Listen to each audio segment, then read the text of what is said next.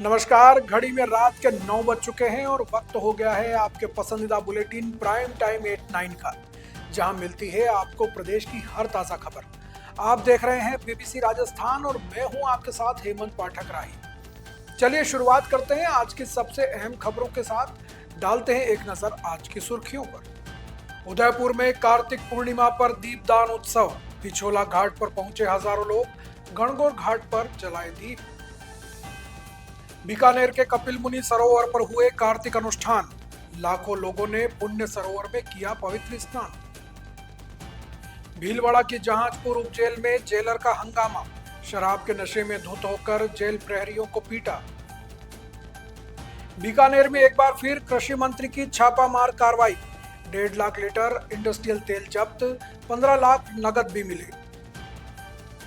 बीकानेर के महाजन क्षेत्र में हुई चोरी की बड़ी वारदात। सर्विस स्टेशन से पंपिंग मशीन सहित कई सामान चुराया। बीकानेर में गोल्डन जुबली बेच मीट का आयोजन। वेटनरी कॉलेज के 50 साल पुराने विद्यार्थी मिले एक दूसरे से। उदयपुर में अतिक्रमण पर यूडीए ने की बड़ी कार्रवाई। कोटड़िया फला में 50 से ज्यादा पक्के निर्माण गिराए। 1.5 लाख स्क्वायर फीट एरिया कराया खाली, 8 बुलडोजर लगाए। अवैध पिस्टल और कार के साथ एक आरोपी गिरफ्तार। रतलाम पुलिस की बड़ी कार्रवाई, पूछताछ जारी। तो ये थी आज की बड़ी सुर्खियां। अब बढ़ते हैं खबरों की पूरी रिपोर्ट की ओर विस्तार से। उदयपुर की पिछोला झील के प्रसिद्ध गणगौर घाट पर कार्तिक पूर्णिमा के अवसर पर दीपदान उत्सव का आयोजन किया गया। इस अवसर पर बड़ी संख्या में महिलाएं पहुंची और उन्होंने दीपदान किया। महिलाओं ने कहा कि पूरे माह वे व्रत रखती हैं और आज के दिन पूरे माह के प्रत्येक दिन का एक दिया जलाती हैं। इसके बाद दियों को जल को अर्पण करती हैं। दियों को अलग अलग तरह से सजाया गया। किसी ने रथ बनाकर भगवान को विराजित किया तो किसी ने मोर को सवार बनाया। दोपहर से ही गणगौर घाट पर यह उत्सव शुरू हो गया था, जो देर शाम तक चला। दीपदान के उत्सव को देखने के लिए बड़ी संख्या में शहरवासी और पर्यटक भी वहां पहुंचे थे। पिछोला झील पर दीपदान के बाद एक अनोखा ही नजारा सामने नजर आ रहा था। का नाम बताएं और कार्तिक पूर्णिमा पर किस तरह से आयोजन हो रहा है, क्या महत्व है और यहाँ पर क्या हो रहा है? जी, मेरा नाम धनीशी मेहरा है और यहाँ पे डिफरेंट टाइप के कल्चर्स के बोर्ड्स वगैरह लगाते हैं। इसलिए मनाया जाता है कि महीने भर जो है 30 दिन का अलग अलग दीपक जलाते हैं, जो कि एक साथ आज के दिन दीप जो है वो दान करते हैं अपनी अपनी विश लेके, ताकि जो भी इन फ्यूचर अपने को कोई भी तरह की प्रॉब्लम्स नहीं आए। Thank you. नाम बताएं और कार्तिक जी, मेरा नाम राजकुमारी है साहू और ये आज कार्तिक मास की पूर्णिमा है। ये आज बहुत बड़ा उत्सव मना रहे हैं सब जने और बहुत ही अच्छा लग रहा है। बहुत उत्साह के साथ ये त्योहार इसको मनाते हैं। क्या होता है आज के दिन? दिन कार्तिक भगवान की पूजा होती है, जो घाट के यहाँ पूजा करते हैं सब जने मिलके, सब श्रद्धालु मिलके पूजा करते हैं। जो पूरे कार्तिक मास का उपवास करते हैं उसके लिए भी आज के दिन आखिरी पूजा आज के दिन होती है यहाँ घाट के यहाँ, और बहुत उत्साह के साथ और हर्षोल्लास के साथ मनाते हैं। आपका नाम बताएं कि यहाँ कार्तिक पूर्णिमा आज है तो उस पर जी बिल्कुल, मैं हीरामणि सोनी उदयपुर की निवासी हूँ। आज कार्तिक पूर्णिमा का बहुत बड़ा महत्व है। आज पूरे कार्तिक मास के जो लोग व्रत करते हैं, आज स्पेशली भगवान के लिए दीपदान होता है। इसमें विष्णु जी के समक्ष विष्णु जी का ध्यान करके पूजा की जाती है और जो भी कार्तिक मास के पूर्ण व्रत करता है, पूरे अधिक मास का या 5 दिन के उपवास करता है, तो उनके लिए वो यहाँ पर दीपदान के भगवान के समक्ष दीपदान किया जाता है और यह अपने पितृश्र देवताओं के लिए और भगवान के लिए भी अर्पण होता है। बीकानेर के श्री कोलायत स्थित कपिल मुनि सरोवर पर कार्तिक पूर्णिमा के अवसर पर श्रद्धा और आस्था का जन सैलाब उमड़ पड़ा। देश भर से आए लाखों श्रद्धालुओं ने सरोवर में स्नान कर पुण्य लाभ अर्जित किया तथा कपिल मुनि मंदिर में पूजा अर्चना कर दीपदान किया। सुबह से ही घाटों पर श्रद्धालुओं की भीड़ उमड़ने लगी थी। महिलाओं ने पारंपरिक परिधान में दीपदान किया। वहीं कपिल मुनि मंदिर परिसर में भजन कीर्तन और पूजा पाठ का दौर चलता रहा। शाम को सरोवर तट पर आयोजित भव्य महाआरती ने पूरे वातावरण को दिव्यता से भर दिया। इस अवसर पर श्री कोलायत विधायक अंशुमान सिंह भाटी, बीकानेर पश्चिम विधायक जेठानंद व्यास, संभागीय आयुक्त विश्राम मीणा, पुलिस महानिरीक्षक हेमंत शर्मा, राष्ट्रीय स्वयंसेवक संघ के विभाग प्रचारक विनायक सहित अनेक जनप्रतिनिधि उपस्थित रहे। मेले की व्यवस्थाओं का नेतृत्व विधायक अंशुमान सिंह भाटी ने किया। उन्होंने लगातार प्रशासनिक अधिकारियों से समन्वय कर तैयारियों की मॉनिटरिंग की।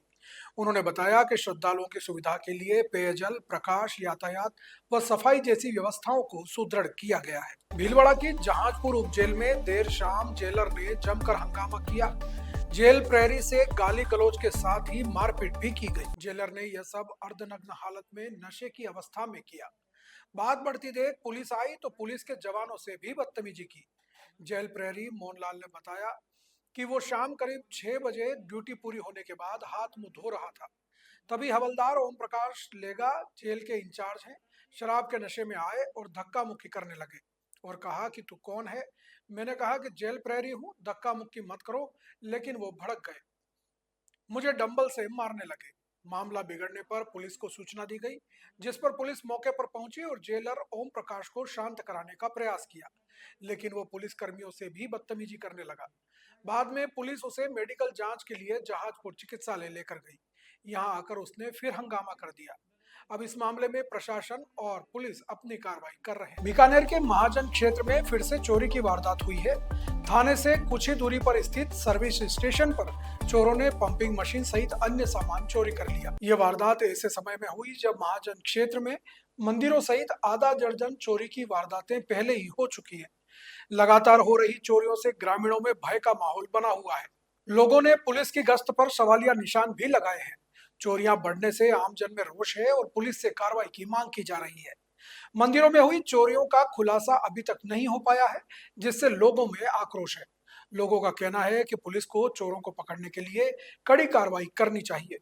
मेरी NH 62 पर 2 दुकाना ही लेडी और बस स्टैंड छूँ लगभग 400 मीटर की दूरी पर पंप के पास में। तो मैं 2 दिन कोई 12 सामाजिक प्रोग्राम में गेड़ हो और 2 दिनों के दौरान मैं ध्यान को रात चोरी हुई है, कल रात हुई है। और दुकान में छूँ पंपिंग सर्विस स्टेशन ही लागेड़ी बेटा पंपिंग मशीना वगैरह मोटर पंप वगैरह निकाल के ले गया। आगू बढ़िया है, तालों तोड़ियो है और पीछे निकल गया चोरी कर गए। चोरों की तादाद बढ़ती जा रही है, बेखौफ हो रहा है चोर। और पुलिस से शूँ मेरा निवेदन है कि भी यहाँ पर कुछ न कुछ अंकुश लगाया जाए, रात्रि गश्त बढ़ाई जाए और अब की अंकुश लगे। नहीं तो अब आने वाले टाइम में सर्दी को मौसम है, आने वाले टाइम में चोरों की तादाद घर में चोरियां बढ़े है। बीकानेर के वेटनरी कॉलेज के प्रांगण में आज गोल्डन जुबली बैच मीट का कार्यक्रम आयोजित किया गया। इस अवसर पर प्रोफेसर हेमंत दाधीच ने बताया कि 1976 बैच के विद्यार्थी 50 साल के बाद एक बार फिर महाविद्यालय में आए, जो गौरव का बात है। ये सभी जम्मू कश्मीर, हिमाचल प्रदेश और राजस्थान के विद्यार्थी हैं, जो इस बात का साक्षी है कि उस समय से आज के विकास के बारे में जानकर अपने विचार साझा करेंगे। साथ ही इस महाविद्यालय को आगे बढ़ाने में अपने अनुभव का लाभ भी लेंगे। प्रोफेसर हेमंत दाधीच ने बताया कि इन विद्यार्थियों ने 50 वर्षों का एक लंबा अनुभव पशु चिकित्सा के क्षेत्र में प्राप्त किया है, जो वे आपस में साझा करेंगे। देश भर में इस तरह के आयोजन अक्सर होते रहते हैं, जहां विद्यालय, महाविद्यालय के पुराने विद्यार्थी एक बार पुनः मिलते हैं और अपने पुराने दिनों को याद करते हैं।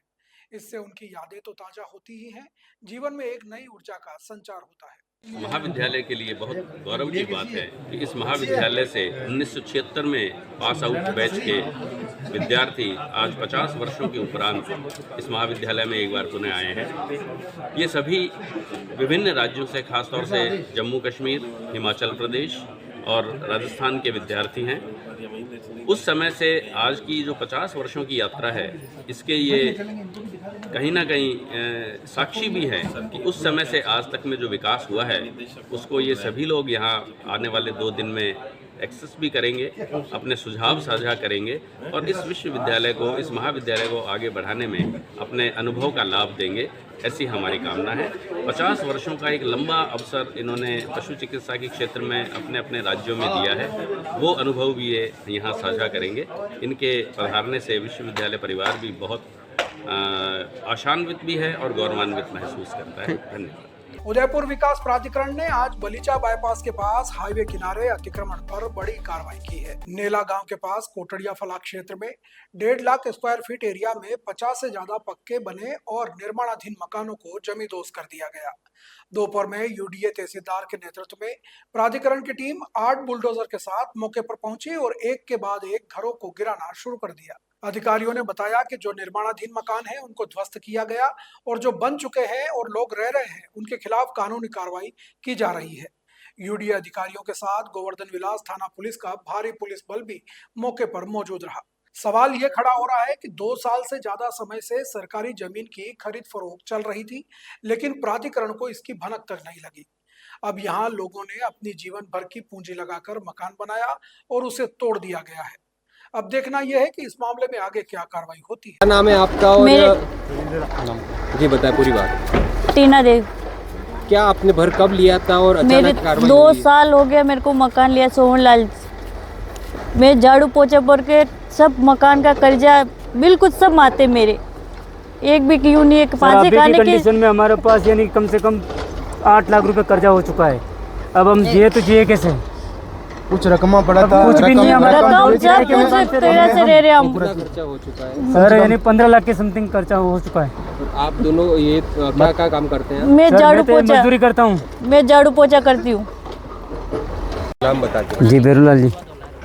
परेशानी बताओ पूरी। सर परेशानी यही है, हमने 2 साल पहले मकान लिया था, प्लॉट लिया, मकान बनाया, तब तक तो गवर्नमेंट की नींद नहीं खुली, पूरी बस्ती तब तक गवर्नमेंट नहीं आई।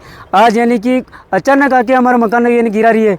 2 साल पहले जब काम चला उसी समय आनी चाहिए थी नहीं, तो उसी समय हमारे को रुकवा देते थे। हम यानी ऐसा यानी नहीं कदम उठाते हैं, हम करते ही नहीं। आज यानी कि ऐसी कंडीशन है, पूरा हमारी जीवन भर की कमाई हमने यहाँ लगा दी है। अब हमारे पास कुछ भी नहीं बचा है और नहीं नोटिस दिया, नहीं कुछ भी दिया, नहीं डायरेक्ट मकान नहीं दिला दिए। अब मेरे कम से कम 8 लाख रुपए कर्जा हो गया कि कैसे उतर पता ही नहीं चल रहा सर। हमारा दिमाग काम नहीं कर रहा है। ऐसी बनोबत है फांसी खाने जैसी। विद्युत विभाग, मेरा ये कहना है कि अगर ऐसा होता तो ये विद्युत विभाग ने खंभे लगा के इलेक्ट्रिसिटी का बिल क्यों दिया हमारे को? हम तो इनके भरोसे रहे कि सरकारी है तो और बिल भर रहे हैं हर महीने, तो बिल क्यों लिया गया? ऐसा फर्जी होता तो क्यों लिया हमारे से?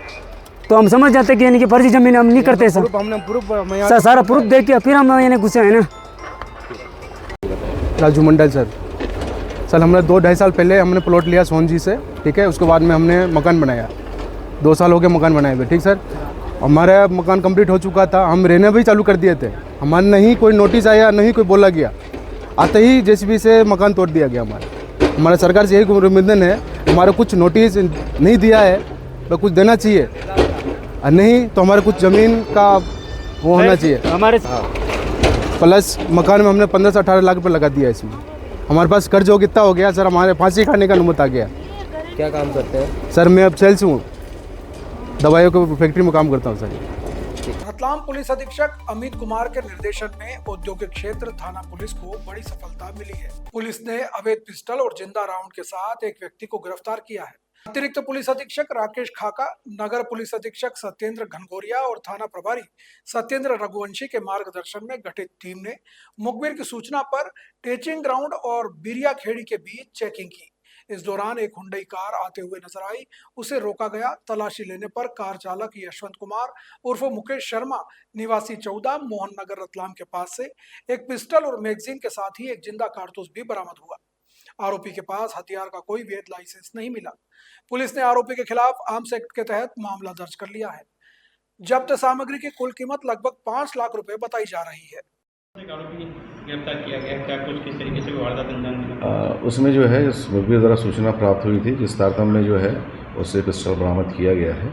और उसमें ये भी तथ्य को देखेंगे कि इसके लिंक कहाँ कहाँ पर हैं, जहाँ जहाँ पर भी इनके और लिंक जुड़ेंगे उन पर भी जो है शिकंजा कसा जाएगा। क्या किसी कार में मिला था, किस तरीके से पकड़ेंगे? देखिए, जैसे मैंने बताया कि जो मुखबिर सूचना के आधार पर इस पर कार्रवाई संपादित। बीकानेर जिले के नापासर गांव में प्रदेश के कृषि मंत्री किरोड़ीलाल मीणा ने बुधवार देर रात एक फैक्ट्री पर छापा मारकर बड़ी कार्रवाई। इस दौरान करीब 1.5 लाख लीटर इंडस्ट्रियल ऑयल बरामद किया गया। वहीं पलंग के नीचे रखे बक्से में करीब 15 लाख रुपए नकद भी जब्त किए गए। मंत्री मीणा को नापासर में नकली बायोडीजल के अवैध स्टोरेज की जानकारी मिली थी। सूचना पर उन्होंने संभागीय आयुक्त विश्राम मीणा को टीम भेजने के निर्देश दिए और खुद मौके पर पहुंचे। फैक्ट्री में बड़े बड़े कंटेनर में ऑयल भी मिला। यह केमिकल सूरत से लुधियाना और दिल्ली भेजा जाता था, जिसके लिए बकायदा ई-वे बिल भी बनाए गए थे। जांच में कई ई-वे बिल मिले जो सूरत अहमदाबाद से उत्तर भारत के शहरों के नाम बने हुए थे।